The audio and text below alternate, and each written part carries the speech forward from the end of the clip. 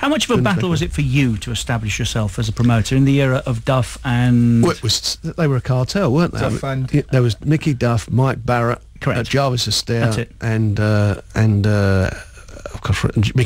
Terry Lawless, and they were all a group. And in those days, all you had was 2 TV companies. You had ITV and BBC, and ITV didn't broadcast domestic boxing, only BBC. And funny, in all my years, I'm 30-odd years now promoting professional boxing. I've only had 2 fights ever on BBC in that time. Couldn't get on there, and and there were no halls.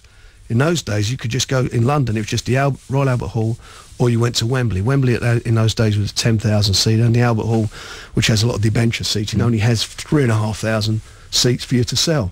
And when you look at today, you look at the O2, you look at, Wembley's increased its size. You go around the country, MEN Arena up in Manchester. You go to Newcastle, Scotland. They've all got big venues now, down in Wales.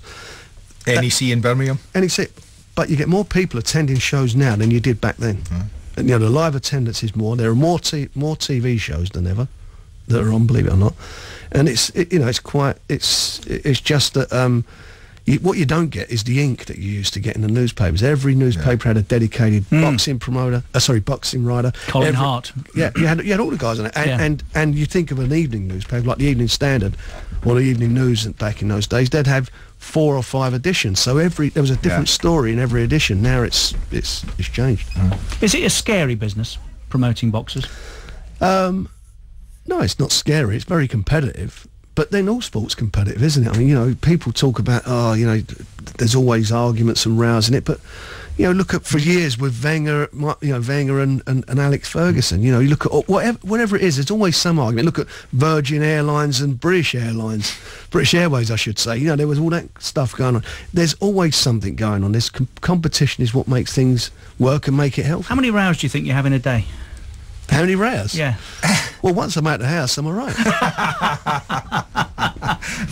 Frank Warren's with us and will be for another 5 minutes or so. The competition, now if you're an Arsenal fan, and Frank Warren is, it's a very poignant day. You won't need me to tell you that 10 years ago today, sadly, David Rocastle died. George Graham knew him better than most. George, good afternoon to you.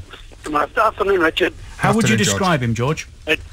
Lovely boy. Grew up in the youth system at Arsenal. I was very, very fortunate.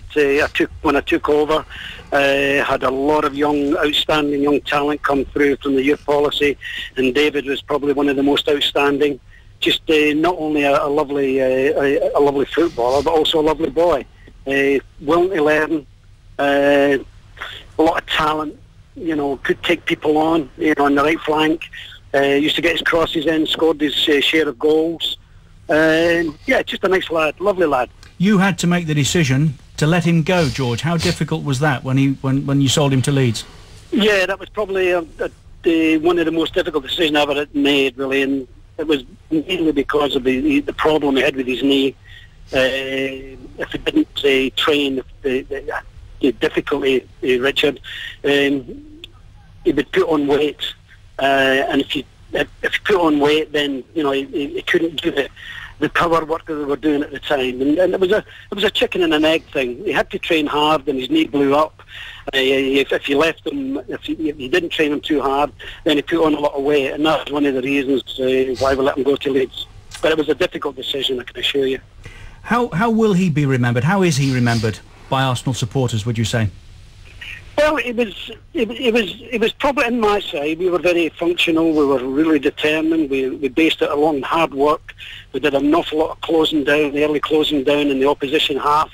But David a bit more than that. He loved taking people on. He loved getting on the ball. He was just a lovely lad, but a very, very good player.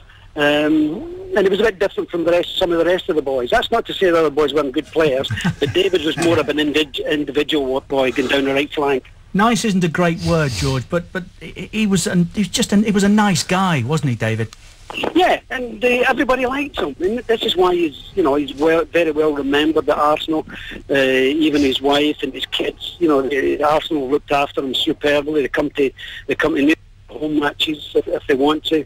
And that's how well he was liked, not only by the players, but everybody at the club, including the directors and everybody else connected with the club. George, thank you for allowing us to blunder into your day once again. Very nice of you to do that. Nice to speak to you guys. Thanks, George. Okay. That's George Graham, who's coming in to join us in a couple of weeks. Is Paying Lovely. tribute to the late David Rocastle, who I think, Frank, you used to go and watch as well. I mean, Yeah. It's what George said there. He was, the fans, they've got a lot of affection for him, a lot of love for him, and his family do still go to the matches, which is nice. And I think that's it shows what great respect that he had, or that the club had for him, and also the fans had for him. It's a great shame what happened to him. Am I right in thinking that you missed the Lockerbie flight? I did. Thank God. Yeah, I did. Yeah. How did that I'm happen? going to sort that fella over here now. He was over his what's his name? Come over here, the Libyan. I reckon he was Al there. McGrath. Yeah, they should sort him out. Yeah. Find out what's going on with him. They just how did that happen? I was supposed to fly out, and the day before I used to always get the late Pan Am flight out to get to New York. So I think I used to get in about 11 o'clock at night and into New York. And cut long story short, I had a meeting with some people that come over, and it got pushed back a couple of days. And thank God I was one of the lucky ones. That must have been a very chilling moment when news of that broke. And I remember going to the. I remember I was actually going to the theatre with my wife, and I was listening to the radio in the car, and it came over. I can't remember about just before we were getting into the theatre, or just on our way there, and saying that the flight was down, and then it came out as the Pan Am flight. I'm like, yeah, it was a bit of luck, for me. Yeah, not half. Upcoming shows. We've got a show on Saturday at York Hall. We've got John Murray's defending his European title. He's looking to do some good things. He's got the longest unbeaten record of any British boxer, 30 fights undefeated. So I'm looking forward to that on Saturday.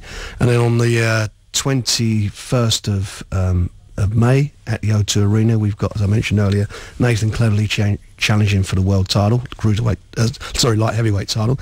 And then we've got the big grudge match between James DeGale and George Groves, which should be a cracking fight, both undefeated.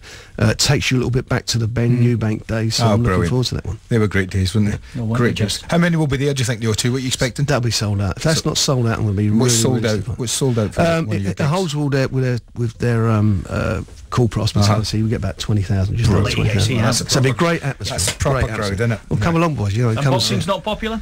I know. Tell me about it. Yeah, tell me about it. Do you think you'll ever give it up? I keep saying at times I will, but it's like, you get bit by the bug. It's like you guys. I mean, it's in your blood. Sport's in your blood. It's what you do. You enjoy it, and you miss it. If you're not doing something involved in sport, or for me in boxing, then maybe you're not alive. You need to Are you a bit like Fergie then? Yeah, I think that if you lose that bit of enthusiasm for it, and that sort of passion for it, then I think that then it maybe takes a bit away what you are. And I think that's what's kept, as you're saying with Fergie, that's what's kept him going. Well, this is an interesting studio now, isn't it? We have a Chelsea fan, an Arsenal fan, and a Tottenham fan. Very good point. Within 5 feet of each other. Yeah, a lot of interest to people outside of London. No, I think it's nice that you're all sitting friends. Question Andy posed, we didn't get the answer to. How many boxers do you represent now? Probably about 50. About 50 guys. Well, good luck, Frank. Thank you for coming in. Thank you very much for coming in to talk to us. You do. Mr.